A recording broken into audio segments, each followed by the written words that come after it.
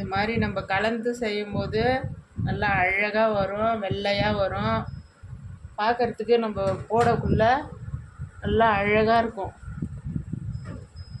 எவ்வளோ வெள்ளையாக அழகாக வந்துருக்குது பாருங்கள். இதுமாரி இதுக்கு நம்ம கலர் அடித்தாலும் இன்னும் அழகாக இருக்கும். இதை பாருங்கள், கலர் அடிச்சிட்டுன்னு பாருங்கள், சூப்பராக இருக்கும் இன்னும்.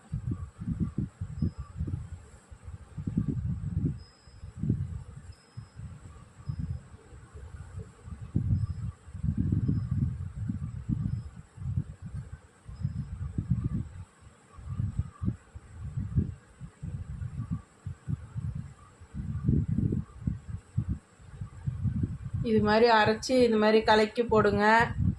உங்களுக்கு கோல மாவு சூப்பராக இருக்கும், நல்லாயிருக்கும். நன்றி, வணக்கம்.